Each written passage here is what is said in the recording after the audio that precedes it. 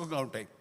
సినిమాలు ఎక్కువ చేసినా సరే వాళ్ళకి సినిమా వాళ్ళకి ఎక్కువ రెమ్యునరేషన్ ఇస్తారని ఇవి పార్లమెంట్లో పెద్దల సభలో కూడా మాట్లాడుతున్నారంటే వాళ్ళకి ఏం పని పాట లేదా అనిపిస్తుంది.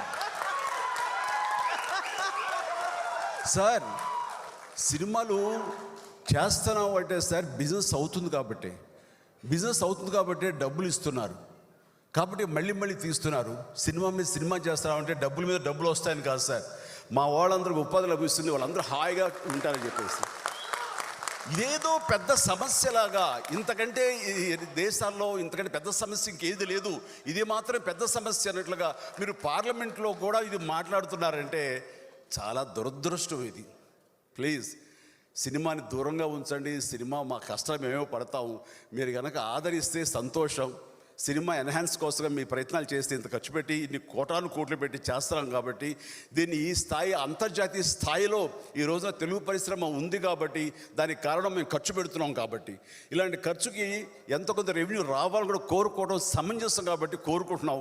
వీలైతే ప్రభుత్వాలు సహకరించండి, అంతేగాని అణగదొక్కడానికో దీని ఏదో తప్పని దేశవ్యాప్తంగా ఎత్తి చూపించడానికో పెద్దల సభ వరకు రాజ్యసభ వరకు కూడా మీరు దయచేసి చేయొద్దని సవినయంగా విరమించుకుంటాను. సో ఏమంటే రాజకీయ నాయకులు లేదంటే వాళ్ళ దాంతో పోల్చుకుంటే సినిమా ఎంత చిన్నది, నేను అది చూశాను ఇది చూశాను సార్. కాబట్టి మీలాంటి వాళ్ళు పెద్ద విషయాల్లో మీరు ఇన్వాల్వ్ కావాలి, అవన్నీ వచ్చేలా చూడగలగాలి. అది ప్రత్యేక హోదా గురించి కానివ్వండి, లేకపోతే మనకున్న ప్రాజెక్టుల గురించి కానివ్వండి, లేదంటే రోడ్ల నిర్మాణం గురించి కానివ్వండి, లేదా పేదవాళ్ళ కడుపు నింపే పథకాలు కానివ్వండి, ఇలాంటివి కానివ్వండి, ఉద్యోగ అవకాశాలు కానివ్వండి, ఉపాధి అవకాశాలు కానివ్వండి, ఇలాంటివి మనం ఇవ్వగలిగితే కనుక దానికి ఏంటని మీరు కనుక చూసి దానికోసం ప్రయత్నం చేస్తే నిజంగా ప్రతి ఒక్కరు మీకు తలొంచి నమస్కరిస్తాం. అంతేగాని పిచ్చుకు మీద బ్రహ్మాస్త్రంలాగా సినిమా ఇండస్ట్రీ మీద ఏంటి సార్?